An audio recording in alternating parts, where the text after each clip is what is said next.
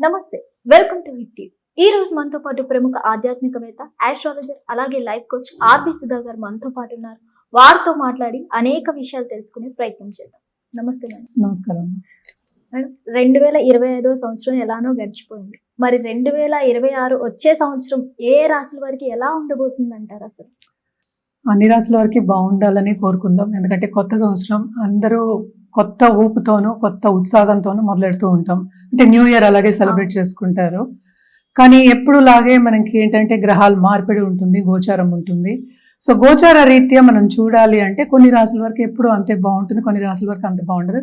కానీ ఎప్పటికీ ఏంటంటే 2026 అంటే సంవత్సరం మొత్తం చూడాలి అంటే మనం ఏంటంటే 9 గ్రహాలు చూడలేము.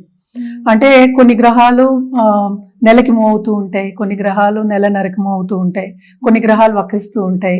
సో చాలా అలా జరుగుతూ ఉంటుంది. సో మేజర్ గ్రహాలే మనం ఎక్కువ పరిగణలోకి తీసుకుంటాం అన్నమాట. మేజర్ గ్రహాలు అంటే ఏంటి? మనం గురువు, శని, రాహు, కేతువులు, ఇంకా సన్ కూడా తీసుకోవచ్చు. కానీ సన్ మనకి తెలుసు ఎవ్రీ మంత్ మారుతూ ఉంటుంది. 30 రోజులకి, 35 రోజులకి, లేకపోతే 31 రోజు ఇలాగా మారుతూ ఉంటుంది అనమాట. సో మోస్ట్ ఇంపార్టెంట్ సన్ మార్పిడి ఎప్పటికైనా 2026లో మాట్లాడుకోవాలి అంటే జనవరి 14కి మకరానికి వెళ్తుంది.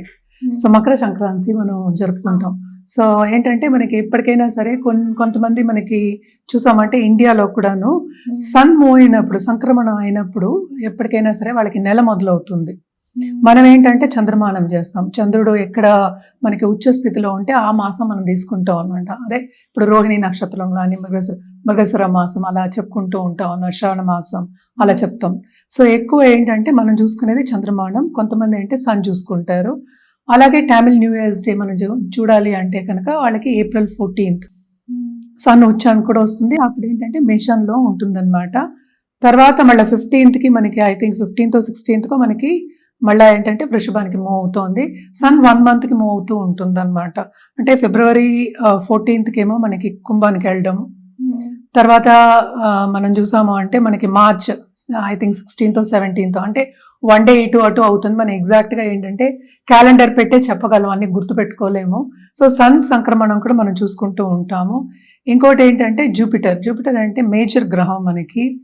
ఆయన పోయిన సంవత్సరం అంటే మనకి లాస్ట్ డిసెంబర్లో కూడా అంటే 2025లో వక్రించి ఉన్నారనమాట. ఆయన ఏంటంటే మనకి కర్కాటకానికి వెళ్తున్నారు. కర్కాటకానికి వెళ్తే ఏంటంటే ఉచ్చస్థితిలో ఉంటారు. సో ఈ సంవత్సరం కొంతవరకు ఉచ్చస్థితిలో ఉంటారనమాట. అదేంటంటే ఎప్పుడు అవుతోంది అంటే మార్చ్కి అవుతోంది, March 11th. దాని తర్వాత ఏంటంటే ఆయన 31st అక్టోబర్కి ఏమో సింహానికి వెళ్తున్నారు. అంటే ఏంటి ఉచ్చస్థితిలో మనకి మార్చ్ నుంచి అక్టోబర్ వరకు ఉంటున్నారు. అంటే ఆల్మోస్ట్ నవంబర్ 1st అనుకుందాము. తర్వాత శని వక్రించడం ఏంటంటే 27th జూలై ఆయన మీనంలో ఉన్నారు. తర్వాత ఏంటంటే 11th డిసెంబర్కి ఆయనేమో డైరెక్ట్ అవుతున్నారు. సో మేజర్ మూమెంట్ అనేది ఏంటంటే ఇప్పుడు రాహు కేతువులకు ఉంది. డిసెంబర్ 5th రాహు ఏమో మకరానికి వెళ్తున్నారు, కేతు ఏమో మనకేమో కర్కాటకానికి వెళ్తున్నారు. సో ఇవి చిన్న గ్రహస్థితులు, అంతే, మొత్తం మాట్లాడుకోలేదు. ఇంకా గ్రహాలు ఉన్నాయి. అంటే ఏంటంటే మనకి శుక్రుడు ఉన్నారు, బుధుడు ఉన్నారు, తర్వాత ఏమో కుజుడు ఉన్నారు. ఇవన్నీ కలిపే మనం ఒక రాశికి రాశి ఫలితాలు అనేది చెప్పడం జరుగుతుంది. సో ఆ మూమెంట్లేమో చాలా ఉన్నాయి అన్నమాట. సో మేజర్గా మనం చూసాము అంటే కుజుడు 45 daysకి మూవ్ అవుతూ ఉంటాడు. సో ఆయన వక్రించడం కూడా జరుగుతుంది. అంటే towards end of this year అంటే డిసెంబర్ 2025లో గ్రహ కూటమి అనేది మనకి ధనుసులో జరిగిందనమాట, జరుగుతోంది. సో ధనుసులో మనకి స్టార్టింగ్ ఆఫ్ ద ఇయర్ మనకి మార్స్ కూడా ధనుసులో ఉన్నారనమాట.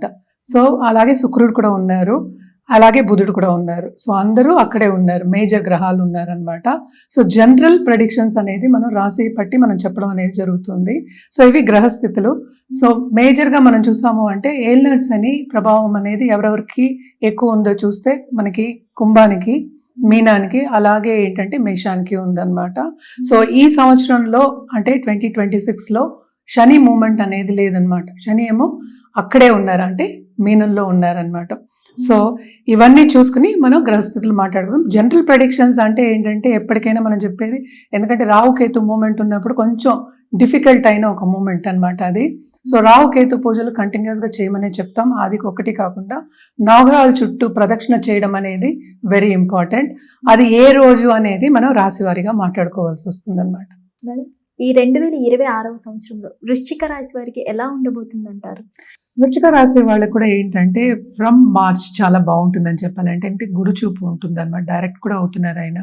సో గురుచూపు అనేది ఉంటుంది. అక్టోబర్ వరకు చాలా బాగుంది. అదొకటి కాకుండా మనం చూసామంటే సన్ ఏమో మనకి నేను చెప్పాను కదా జనవరి 14 మన మకరానికి వెళ్తుంది. ఇప్పుడు ప్రస్తుతం ఏంటంటే 2వ ఇంట్లో. సో స్టార్టింగ్ ఆఫ్ దిస్ ఇయరే చాలా బాగుంది వీళ్ళకి. అంటే స్టార్టింగ్ నుంచి అక్టోబర్ వరకు చాలా బాగుందనే చెప్పాలి. ఎందుకంటే మనం పరిగణనలోకి తీసుకున్నది 4 ప్లానెట్స్ని అనమాట. మిగతా ప్లానెట్స్ కూడా చూస్తే కూడా సెకండ్ హౌస్లో మనకి కలయిక అనేది అంటే 4 ప్లానెట్స్ ఏమో కూర్చుని ఉన్నాయి, అంటే ధనుసులో కూర్చుని ఉన్నాయి starting of this year. So తప్పక వీళ్ళకి ఫైనాన్షియల్ సిచ్యువేషన్ ఇంప్రూవ్ అయ్యే ఛాన్సెస్ మనకి ఎక్కువ కనిపిస్తున్నాయి అనమాట. వీళ్ళు చేసే పనిలో కూడా ఉన్నత స్థాయికి వచ్చే ఛాన్సెస్ మనకి కనిపిస్తున్నాయి. అదొకటి కాకుండా ప్రమోషన్ రీతి నేను చెప్పినట్టు ఫైనాన్షియల్ స్టేటస్ ఇంప్రూవ్ అవ్వాలంటే కెరియర్ ఇంప్రూవ్ అవ్వాలి. సో కెరియర్ పాత్ కూడా చాలా బాగుందనే చెప్పాలి. సో ఎవరైనా స్టార్టప్స్ ఉన్న వాళ్ళకి కానీ లేకపోతే ఇంట్లోంచి పనిచేసే వాళ్ళకి కానీ కన్సల్టెంట్స్ కానీ ఇండివిజువల్ కన్సల్టెంట్స్ కానీ తప్పక వాళ్ళకి ఉన్నత స్థాయికి వెళ్ళే ఛాన్సెస్ ఈ ఇయర్లో మనకి కనిపిస్తున్నాయి అన్నమాట. అండ్ ఆల్సో మనం చూసామంటే కేతు కూడా మనకి మూవ్ అవుతున్నారు డిసెంబర్లో. అలాగే ఏంటంటే మనకి 3వ ఇంటికి రాహు మూవ్. సో క్రియేటివ్ పీపుల్కి towards end of this year అంటే మనకి నవంబర్ నుంచి మనం తీసుకున్నామంటే బాగుంది. ఏదైనప్పటికీ కష్టపడింది ఏమీ రాదు కనుక తప్పక కష్టంతో కూడిన పని వీళ్ళకి కనిపిస్తోంది. అదొకటి కాకుండా 5th హౌస్లో మనకి 4th లార్డ్ ఉన్నాడు. అంటే ఏంటి 3rd 4th లార్డ్ ఏమో శని అయ్యారు. శని ఏమో 5th హౌస్లో ఉన్నారు. సో లక్ అనేది ఫేవర్ అవుతుంది. అంటే ఏంటి శనికి సర్వీస్ అంటే చాలా ఇష్టం. అంటే ఏంటి 1కి 2 సార్లు ఏదైనా ప్రయత్నిస్తే కనుక తప్పక సక్సెస్ సాధించే ఒక సంవత్సరం కింద 2026 మనం వృశ్చిక రాశి వాళ్ళకి చెప్పుకోవాలన్నమాట. సో తప్పక వీళ్ళకి చాలా బాగుంటుంది. ఎస్పెషలీ మనం చూసాము అంటే మనకి జూన్ నుంచి అక్టోబర్ వరకు బ్రహ్మాండంగా ఉంటుందని చెప్పాలి. ఎందుకంటే 2nd and 5th lord exaltation పొజిషన్లో ఉంటారు. సో తప్పక వీళ్ళకి ఫైనాన్షియల్ స్టెబిలిటీ ఉంటుంది. దాంతోపాటు ఎవరి దగ్గర నుంచి లోన్స్ తీసుకోవడం కానీ లోన్స్ ఇవ్వడం కానీ చేస్తుంటే కనుక తప్పక అది కూడా స్టేబుల్ అవుతుంది సిచ్యువేషన్. స్టేటస్ ఇంప్రూవ్ అయ్యే ఛాన్సెస్ కూడా మనకి ఎక్కువ కనిపిస్తున్నాయి. నేను చెప్పినట్టు క్రియేటివ్ పీపుల్కి తప్పక లాట్ ఆఫ్ ఆపర్చునిటీస్ ఉంటాయి అన్నమాట. తప్పక ఆ దశలో నడవడం కానీ ఇన్వెస్ట్మెంట్స్ తెచ్చుకోవడం కానీ ఇవన్నీ కూడా జరిగే ఛాన్సెస్ ఉన్నాయి. అలాగే బిజినెస్ పీపుల్ కూడా తప్పక విస్తరిస్తారు. చాలా బాగుంటుందని చెప్పుకోవాలి. మంచి యోగాలు స్టార్టింగ్ ఆఫ్ ద ఇయర్ అంటే 2వ హౌస్లో కూటమి జరగబోతోంది కనుక తప్పక చాలా అంటే జూపిటర్ చూస్తున్నారు, ఆయన ఓన్ హౌస్ని చూసుకుంటున్నారు స్టార్టింగ్. సో తప్పక ఫైనాన్షియల్ ఇంజెక్షన్ కానీ ఫైనాన్షియల్ ప్రొజెక్షన్స్ కానీ చాలా ఎక్కువ ఉన్నాయి. కుటుంబ పరంగా స్టేటస్ ఇంప్రూవ్ అయ్యే ఛాన్సెస్ చాలా ఎక్కువ ఉన్నాయి అన్నమాట. అలాగే మనం చూసామంటే స్టూడెంట్స్ కూడా బాగా చదువులో బాగా పై చదువులు చదివి పై చదువులకి ఖర్చు పెట్టిన వాళ్ళకి కూడా తప్పక వాళ్ళకి తగిన ఫలితం అనేది మనకి కనిపిస్తుంది. నేను చెప్పిన కష్టంతో కూడిన పనే, కష్టపడిన వాళ్ళకి తప్పక ఫలితం అనేది రిజల్ట్ అనేది చాలా బాగుంటుందని చెప్పాలి. అదొకటి కాకుండా పై వాళ్ళ మన్నన పొందే ఛాన్సెస్ వాళ్ళ ఏంటంటే వాళ్ళ దృష్టిలో పడడం కానీ వాళ్ళు అంటే బాసెస్ కానీ సూపర్ బాసెస్ కానీ వాళ్ళ దృష్టిలో పడి పైకి రావడం కానీ వాళ్ళు పైకి తీసుకురావడం కానీ ఇంకా బాధ్యతలు ఎక్కువ ఇవ్వడం కానీ బాధ్యతలు సక్రమంగా నిర్వహించి ముందుకెళ్ళడం కానీ మనకి వృశ్చిక రాశి వాళ్ళకి కనిపిస్తుంది అన్నమాట. తప్పక ఏం చేసినా ఏ స్కీమ్స్ చేసినా ఏ పని చేసినా ఏ కెరియర్ పాత్లో ఉన్నా వాళ్ళు సక్సెస్ కొంతవరకు సాధించే ఒక ఇయర్ కింద మనం తీసుకోవచ్చు 2026ని. అలాగే దాంపత్య జీవితంలో కూడా స్టార్టింగ్ ఆఫ్ ద ఇయర్ అనుకూల పరిస్థితి అనేది మనకు కనిపిస్తోంది. కానీ కొంతవరకు ఈగో క్లాషెస్ వచ్చే ఛాన్సెస్ ఎప్పుడున్నాయి మనకి ఏప్రిల్ మేలో మనకి కనిపిస్తున్నాయి అన్నమాట. తప్పక జాగ్రత్తగా ఉండడం, నోటి దురుసు లేకుండా ఉండడం అనేది మంచి. అంటే తొందరపాటు నిర్ణయాలు లేకపోతే కోపంతో మాట్లాడాలి ఇవన్నీ చేయడం అనేది మంచిది కాదు. సో తప్పక ఏంటంటే వీళ్ళకి కొంతవరకు పేషెంట్స్గా ఉండడం అనేది వీళ్ళకి సూచన మనం చెప్తున్నాం అనమాట. బిజినెస్ పీపుల్కి నేను చెప్పినట్టు ఫైనాన్షియల్ స్టేటస్ చాలా బాగుంది. అండ్ ఆల్సో మనం చూసామంటే ఇప్పుడు పిల్లలు లేరు, ఇప్పుడు కొత్తగా పెళ్ళయింది పిల్లలు లేరు అన్న వాళ్ళందరికీ కూడా మంచి సూచనలు మనకి కనిపిస్తున్నాయి. ఏదైనప్పటికీ వ్యక్తిగత జాతకం మీద ఆధారపడి ఉంటుంది. మరి ఈ రాశి వారు ఎటువంటి పరిహారాలు చేస్తే బాగుంటుంది, ఏ కలర్ అండ్ ఎలాంటి రుద్రాక్ష వేసుకుంటే మంచిది అంటారు? తప్పక పరిహారాల విషయానికి వస్తే కనుక తప్పక పిల్లలు లేరు అన్నవాళ్ళు, లేకపోతే ఇప్పుడే పెళ్ళయి పిల్లలు లేరు అన్నవాళ్ళు, లేకపోతే లాంగ్ టర్మ్గా పిల్లల కోసం ఎదురు చూసేవాళ్ళు, ఇంకా రావట్లేదు అనుకున్న వాళ్ళందరికీ తప్పక నాగదేవత పూజలు చేయడం మంచిది. లేని పక్షాన్ని సుబ్రహ్మణ్య స్వామికి ఎవ్రీ ట్యూస్డే వెళ్ళి పాలాభిషేకం చేసుకోవడం మంచిదన్నమాట. అలాగే కుక్కే సుబ్రహ్మణ్య స్వామి టెంపుల్ కానీ వేరే సుబ్రహ్మణ్య స్వామి టెంపుల్ కానీ వెళ్ళి తప్పక పూజ చేయండి. పిల్లలు తప్పక పుట్టే ఛాన్సెస్ ఉన్నాయి. కొంతవరకు ఏంటంటే మంచి సూచనలు ఉన్నాయి అన్నమాట. సో బాగుంటుందనే చెప్పాలి. ఎందుకంటే జూపిటర్ ఎగ్జాల్టేషన్, జూపిటర్ ఏమో దృష్టి ఉంటుందన్నమాట వృశ్చిక రాశి మీద. సో అక్టోబర్ వరకు, మార్చి నుంచి అక్టోబర్ వరకు బాగుంది. సో ఇవి చేసుకోండి, బాగుంటుంది. కలర్స్ విషయానికి వస్తే కనుక తప్పక రెడ్ వాడడం, ఎక్కువ వాడడం మంచిది. అలాగే ఏంటంటే ఎల్లో అండ్ గోల్డ్ ఇవన్నీ వాడితే ఇంకా బాగుంటుంది. వీళ్ళకి ఎవ్రీ ట్యూస్డే వాడి చూడండి, చాలా మంచిదన్నమాట. రుద్రాక్ష విషయానికి వస్తే కనుక తప్పక వీళ్ళు ఏంటంటే చతుర్ముఖి రుద్రాక్ష వేసుకోవడం మంచిది. దాంతోపాటు షణ్ముఖి కూడా వేసుకోవచ్చు, ఇంకా మంచిది వాళ్ళకి. సో ఏదైనప్పటికీ వ్యక్తిగత జాతకం మీదే ఆధారపడుతుంది. జాతకం పరిశీలించిన తర్వాత ఇవ్వడం అనేది జరుగుతుందన్నమాట. వీళ్ళకి బాగానే ఉంది కనుక గుంజన్ మాల కూడా వేసుకోవచ్చు. అంటే ఏంటంటే లక్ష్మీదేవికి ఆహ్వానించడానికి అన్నమాట. సో అది కూడా వేసుకోవడం అనేది మంచిది. అండ్ ఆల్సో ఏంటంటే ఈ సంవత్సరం అంతా కొంతవరకు వీళ్ళకి అప్స్ అండ్ డౌన్స్ ఉన్నప్పటికీ స్టెబిలిటీ అనేది, ఫైనాన్షియల్ స్టెబిలిటీ అనేది కనిపిస్తోంది కనుక తప్పక లక్ష్మీదేవికి కూడా పూజ చేయండి. చాలా మంది అంటే ఏంటి, మంగళవారమే చేయమంటున్నాను, శక్తి పూజలైనా చేయొచ్చు, చేస్తే ఇంకా బాగుంటుంది. మనం పరిహారాల కింద నేను చెప్పాను కదా ఇందాక, క్రిస్టల్స్ అవి వేసుకోవచ్చు. ఇది గుంజన్ మాల అంటారు. గుంజన్ మాల ఏంటంటే కంప్లీట్ గా లక్ష్మి అట్రాక్ట్ చేయడానికి అన్నమాట.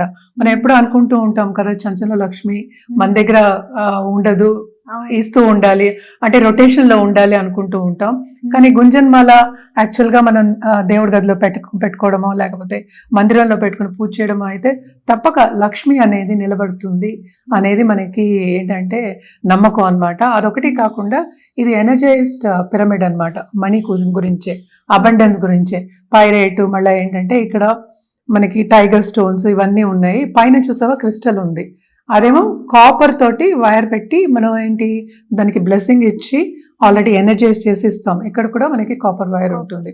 సో ఇది కూడా ఏంటంటే ఇంటికి గుమ్మానికి ఎదురుకుండా పెట్టుకుంటే చాలా మంచిది, డబ్బుని అట్రాక్ట్ చేయొచ్చు. అదొకటి కాకుండా చాలా మటుకు ఏంటంటే నెగిటివ్, అంటే చాలా మంది ఏంటంటే దృష్టి దోషం అనేది ఉంటుంది, నరదృష్టి అనేది కూడా ఉంటుంది. వాటన్నిటికి కూడా ఈ క్రిస్టల్ అనేది పనికొస్తుంది అంటే అన్నమాట. ఓన్లీ ఇంట్లోనైనా మ్యామ్, షాప్ వాళ్ళు, బిజినెస్ చేసే వాళ్ళు ఉంటారు కదా, వాళ్ళు పెట్టుకోవచ్చు. తప్పక షాప్ వాళ్ళు పెట్టుకొని ఏదైనా సరే ద్వారానికి ముందు పెట్టుకుంటే షాప్ వాళ్ళకి ఇంకా ఎక్కువ కావాలి కదా. సో ఇదొకటి కాకుండా మనకి ఏంటంటే ఇంకా ఉన్నాయి మన దగ్గర, వాస్తు క్రిస్టల్స్ అని ఉంటాయి. అలాగే ఏంటంటే గోమతి చక్రాలు ఉంటాయి అన్నమాట, దాంతో పాటు ఉంది. అండ్ ఆల్సో నవధాన్యాలది కూడా ఉందన్నమాట.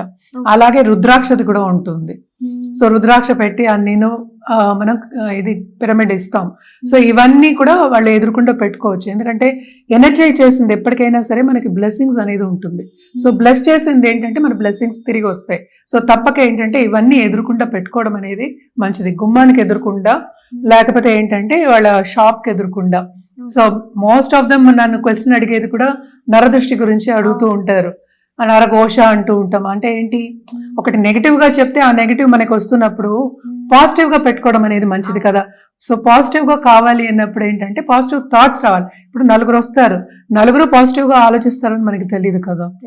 సో అందుకోసమని మనం ఏంటంటే కొంచెం అట్రాక్ట్ చేయడానికి ఇలాంటివన్నీ మనం సజెస్ట్ చేస్తూ ఉంటాము. అది కూడా ఏంటంటే జాతకం చూసి సజెస్ట్ చేయడం అనేది జరుగుతుంది అన్నమాట.